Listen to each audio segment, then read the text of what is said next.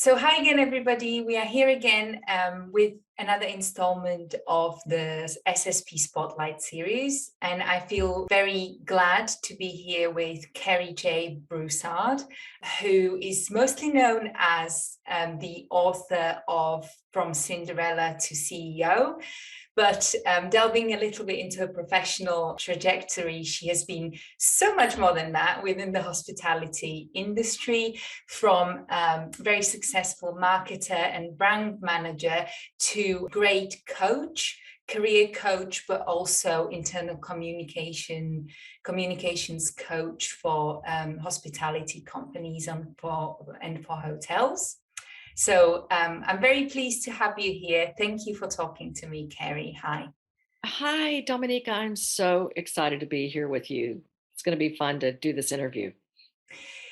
Yeah, I'm so excited, especially because I know large part of what you do at the moment is talking about inclusivity and inclusivity in the corporate environment and how to do that right and how to do Yes, it in a sustainable fashion.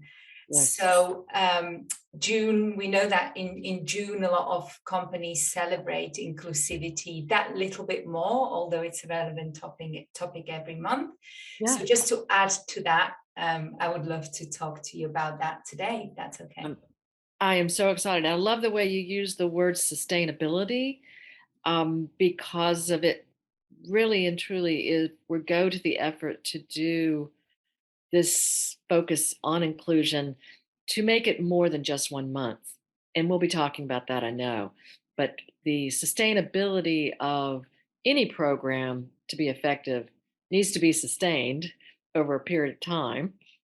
And sustainability, of course, can be applied to corporate social responsibility in general, but just the fact of inclusion, diversity and inclusion, depending on how we approach this conversation today, that'll be something I'd love to talk about too, is how to make it sustainable. I think that's the golden question, really, isn't it? So, Yeah. the first thing I'd love to know, really, I think it's a very big term, inclusivity and diversity. So, Yeah. because you work with a lot of companies on this and how to help them improve, do you think that that definition is clear at this point? Do hotels understand inclusivity in the same way, or do they all concentrate on slightly different aspects of it? Dominica, I think that is a great first question to start with, um, because we start our training in this area by asking people what their definitions are of diversity, what their definition is of inclusivity or inclusiveness. And everybody is somewhat surprised. I think when we brainstorm, what does that mean to you? Because everybody comes to the table with a different idea, typically, because we're all from different backgrounds and we're really trying to get everybody on a similar wavelength, of why we are moving forward with diversity and inclusion. And you being in the UK, I'm in the United States. Everybody's in different countries, different states, different organizations, and so I think that definition is not necessarily clear of what is diversity. When we ask that, the typical answers that come, it's everybody around the table. Look around the table. We're all diverse, right? We really only see a 2% at the table of, I know what your age, I have a snap judgment potentially. I see your age, you see my age, you see my race.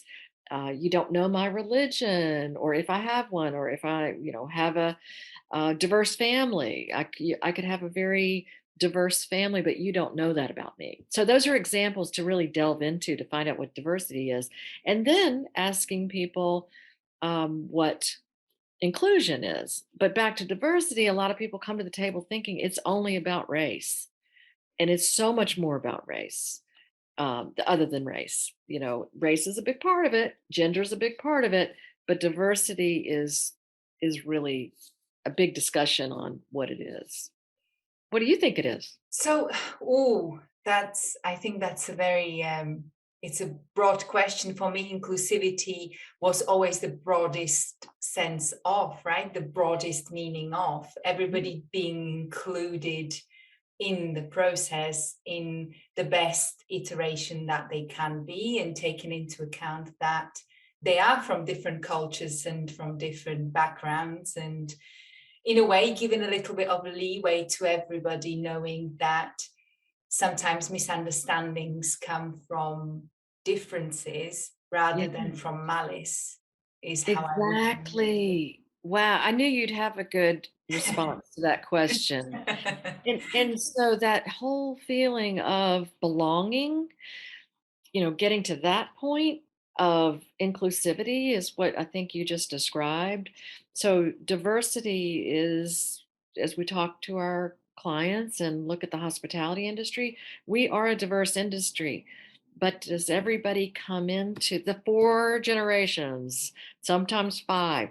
Does everybody feel included? And how do we make them feel included? And why is it important that they So feel it? I'm glad that you just finished with that little phrase. Why is that important? Do the companies that you work with, I mean, if they start working with you, I'm guessing that they will know to an extent that that's important to Yes. include all of their employees. But have you found perhaps the not twos? So when you started working with a client who knew that it was important to concentrate on inclusivity, but they maybe were going about it the completely wrong way. Mhm. So what I'm asking here is, what are the wrong strategies to implement that will not take you towards being an inclusive company? Right. Okay. Good question to unpack. My mind was going, to three different answers, meaning in succession, that it was potentially before the pandemic, diversity and inclusion, a box to check for some companies, not all. The companies and organizations that have been doing it well really understand that it is a business objective that has to be incorporated into the business planning, into all aspects of the organization. Human resources, yes, but it is integrated into operations, into your marketing and branding, into, as you said earlier, we do a lot of internal communications. Then those all stakeholders, your customers, your shareholders, your vendors slash partners, and of course employees, team members, and then your leadership. So incorporating into the organization based on the business objectives and the values of the organization. And we have seen the most successful companies and organizations tie diversity and inclusion to either their existing values, or we help them really understand how to articulate and strategize around their company values. Great. So not really forcing principles on anybody, more starting from what they already have Yes. and educating and walking around that in a way that suits that particular company, and that's very much tailored to them. Absolutely. And because you started this interview in the correct way, I think everybody comes at this from a different perspective. Typically, not everyone's on the same page when it comes to diversity and inclusion, but we have done and companies have done work to get everybody on the page of the company values that lead up to that, support the business objectives. And so our goal is to raise consciousness around diversity and inclusion so people, team members really have the aha moment themselves of how oh, this is how I saw things, or this is how I was raised. This is how I, mainly, how I was raised, my schools, my teachers, my parents, my grandparents. And now I'm in the world experiencing things.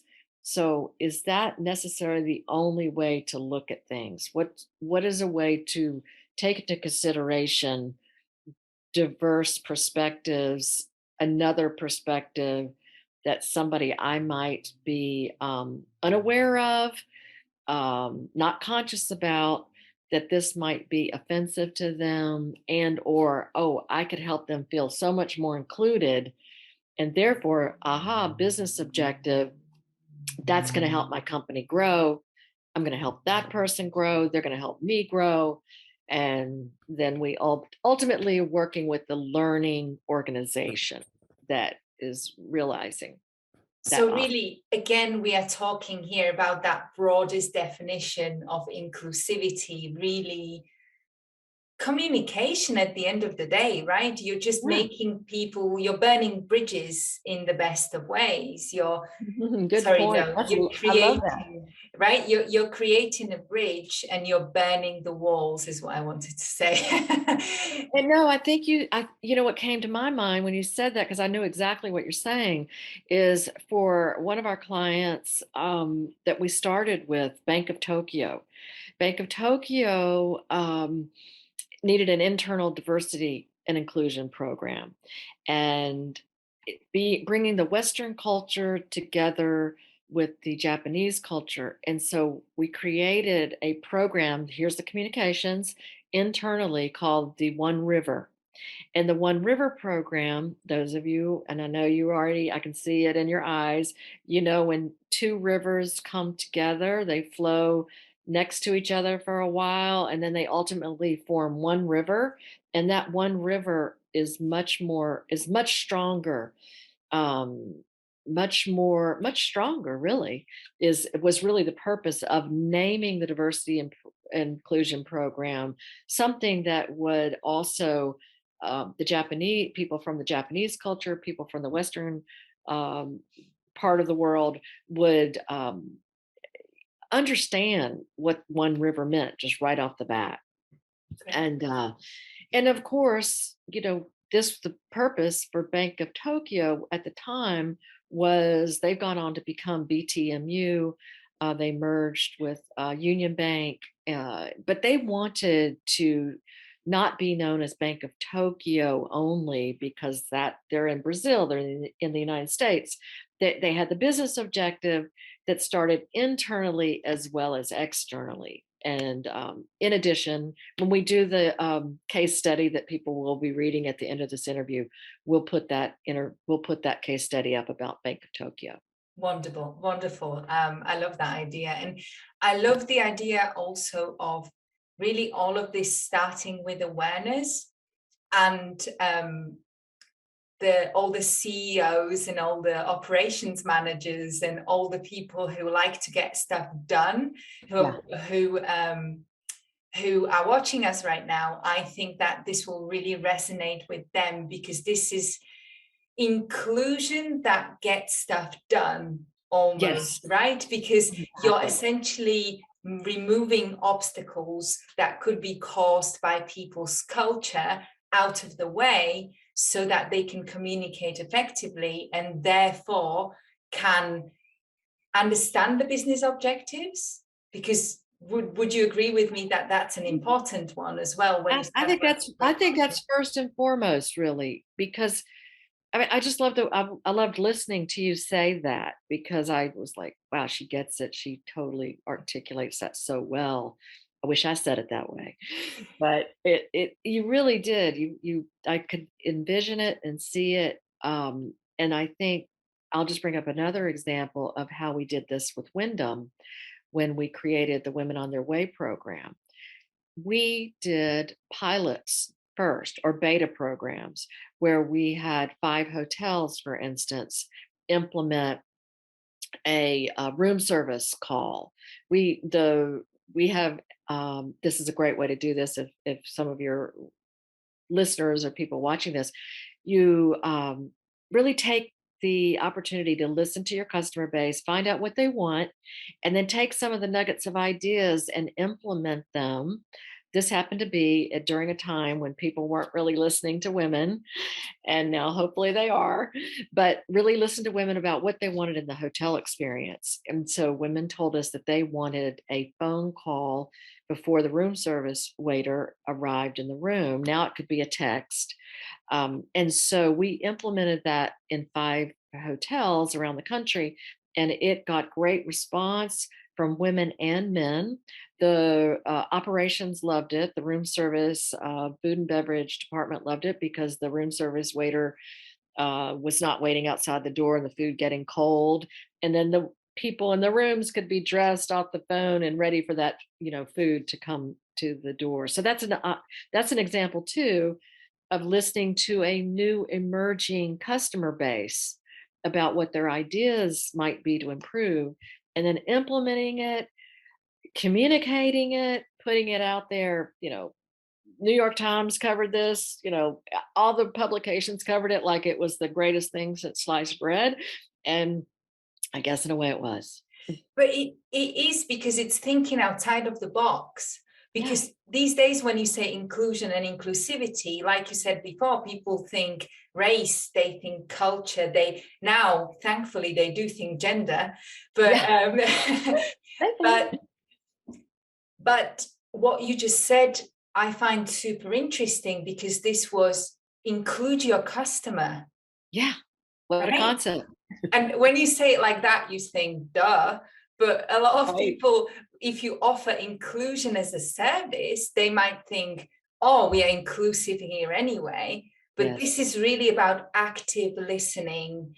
And Yes. here we are back at that definition, right? It can almost mean whatever you need it to mean, and whatever. It's essentially a service that helps with your communication with your employees, with your colleagues. It helps you listen better to your customers. So really, it just elevates your communications. Yeah. I think it goes back to communication.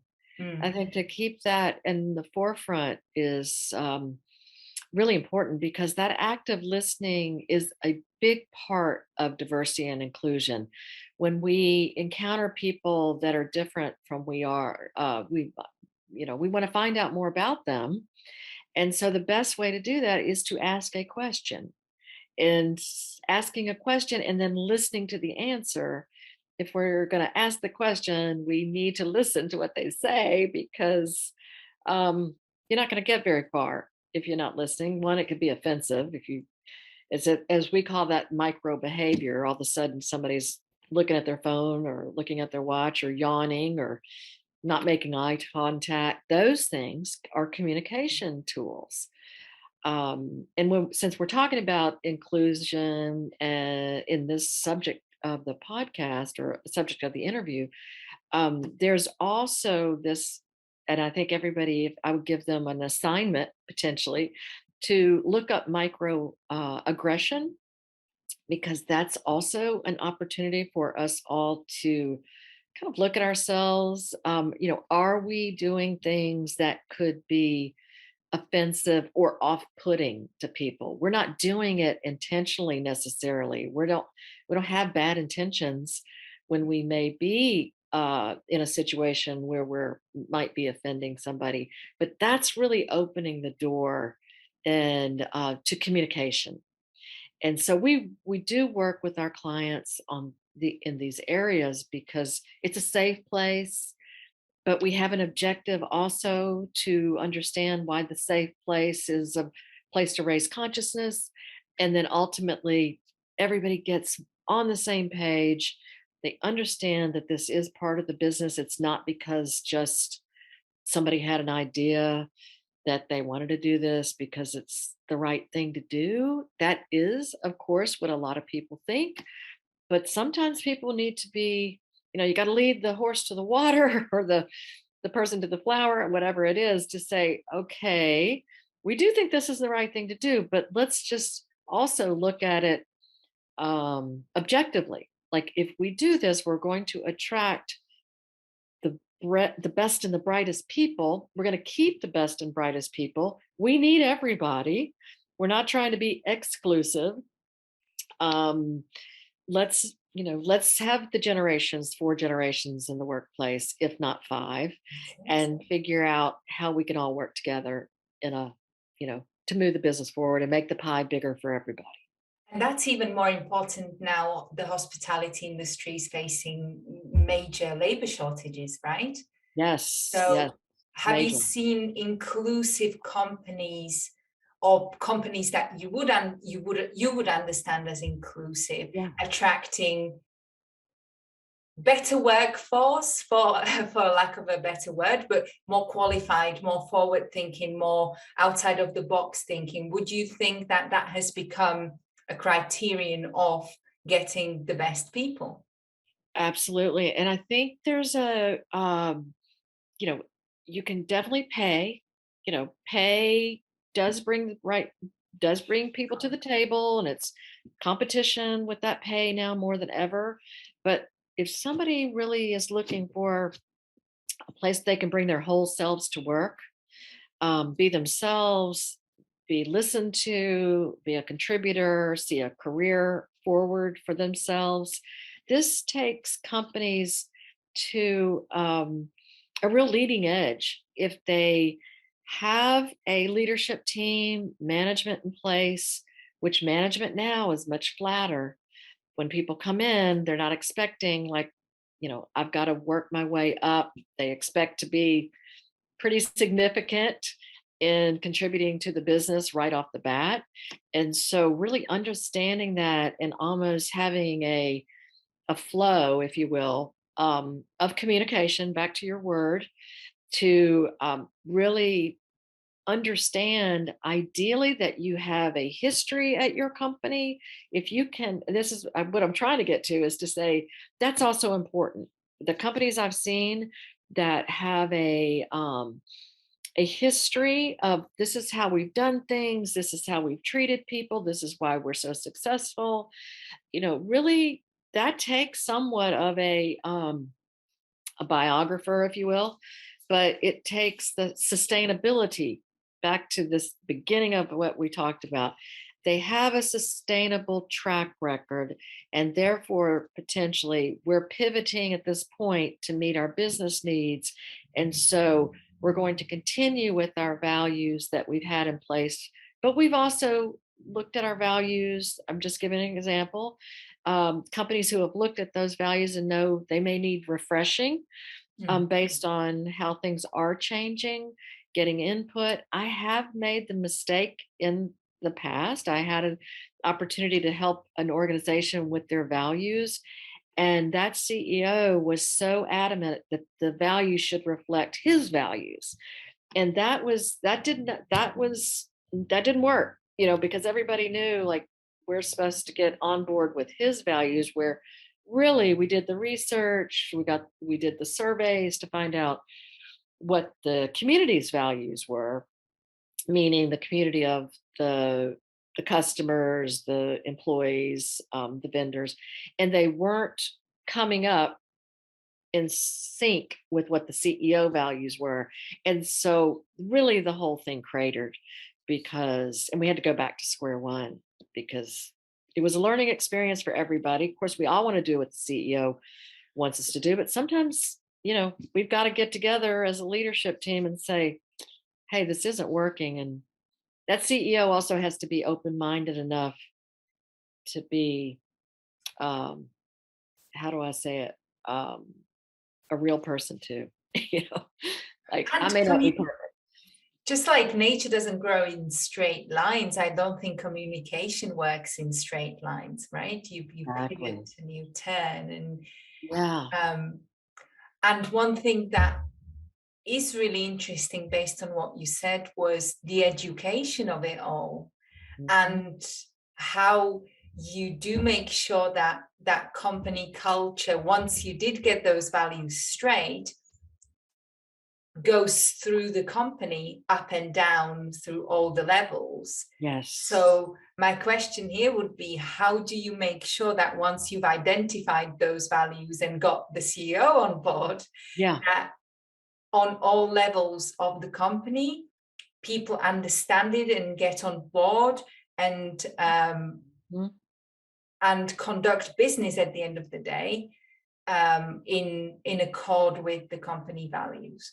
Well, and I'll great question, and I'll finish that story too. That CEO is no longer there.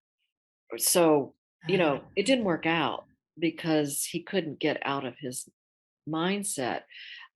So it does start with the CEO. It starts with the leadership team, really understanding this is how we need to move forward. A lot of investment, um, you know, people who are investing in companies, they require that strategy be in place on how, okay, so how are you going to activate your values? They don't necessarily go as deep as saying diversity and inclusion always, but in a way it's a given. But they might talk about it in terms of social responsibility, Mhm. corporate social responsibility, depending on how you look at it, or social, environmental, social governance.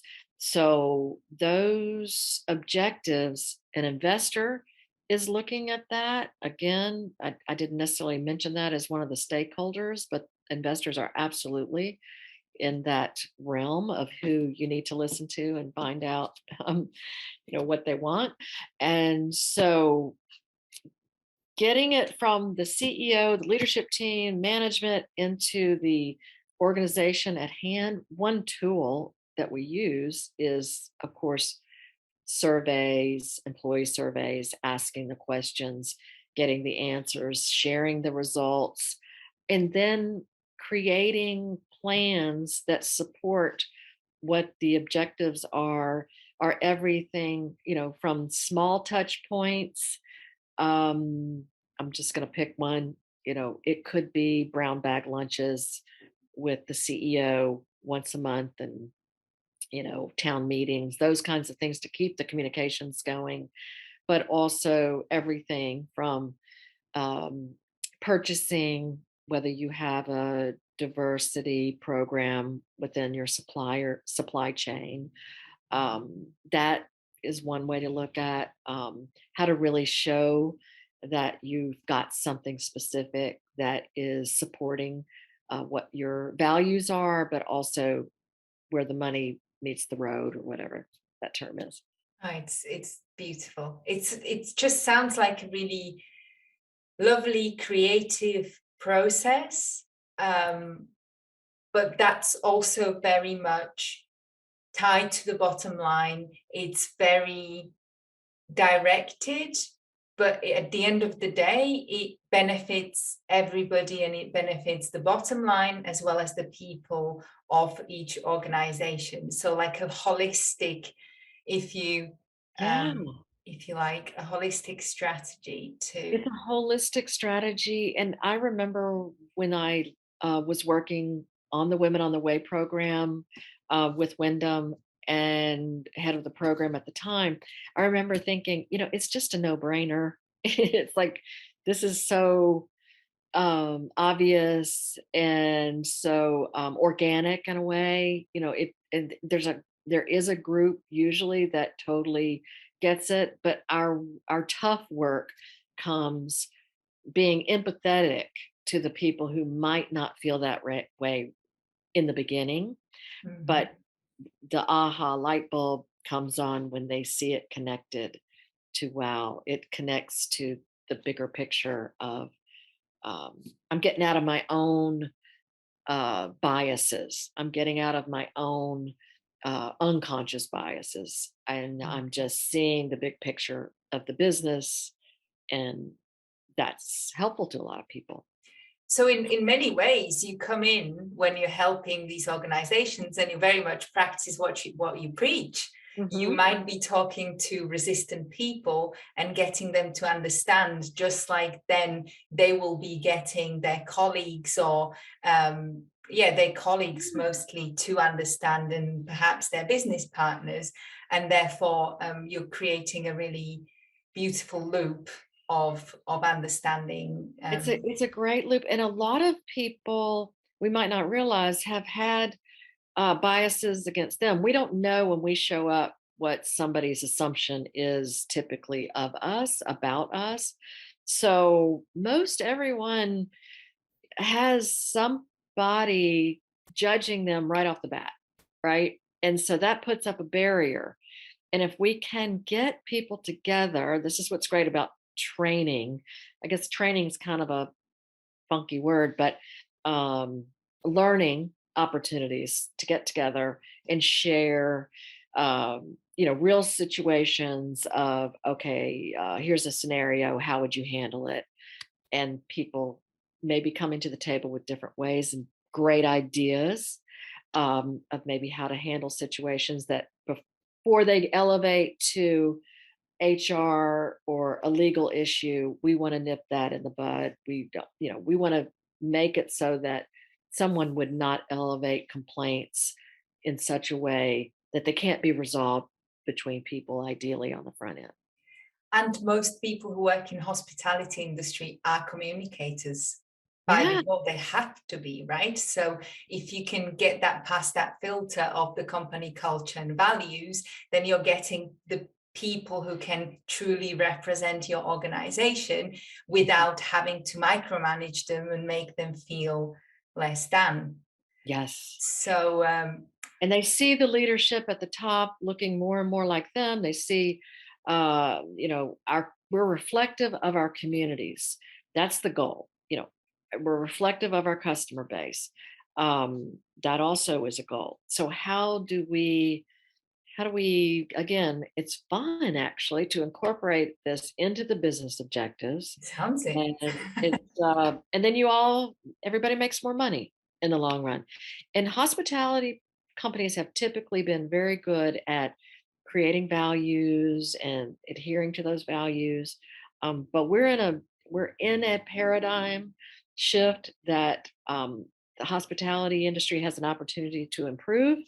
And so we want to be able to be part of that improvement with SSP and working together. We have a great team, a great diverse experienced team to really catapult businesses so that hospitality is not only as best as it can be, but we can also be an industry that other industries look at as doing it right. That's That's our beautiful. goal. And I'm glad that you took us there, because just one last question before we wrap up that I would love to ask you is, nowadays I feel like you often see something represented that as inclusivity that necessarily isn't, for Okay. the wrong reasons. Okay. So what do you think is the basis of doing it right, and the basis of also externally marketing it right? Or Mhm. is it the fact that you need to do it right before you market it? I think it's a great question. You can't control everybody, right? So something could get on social media that you haven't, refined as your message per se. So I think the best way to kind of reflect what's going on in terms of inclusivity is to make sure, ideally, that you're doing it. You know, That would be a nice first yeah, sentence. yeah, like, let's just do it. Yeah, And then I remember this from Women on Their Way. The best things, the reason the organization the CEO embraced Women on Their Way so readily is he would read, this was before social media, but he would read he'd get letters, he would get emails, he would read in the publications, people saying, I went to Wyndham and everybody was so helpful when I checked in. This from a woman's perspective. Wyndham is doing A, B, and C. This was very helpful to me that they didn't read out my room number when I checked in. They didn't, all the things that women have told us over the years that they wanted. And then last but not least, places like Indeed, where now there are many more sites that employees can go on and give their own opinion about what you're doing in terms of inclusivity. So, you know, let's just do it. Let's get the leadership team on the same page. And you can even say, we have just started this journey. We want to be better. Give us your ideas. Great. And then, of course, we want to help you do that. Wonderful. And to all of us all of you, sorry, who are watching us, I highly recommend that you do get in touch with Cary if you would like to talk to her about some assistance on the many services that Cary and her company offers through SSP as well. And we will include links and contact details for you to use. So I just want to say thank you so much, Cary. I have loved this conversation and I feel like I've learned a lot from you. So thank you for talking to me today. Dominica, thank you. Let's do it again.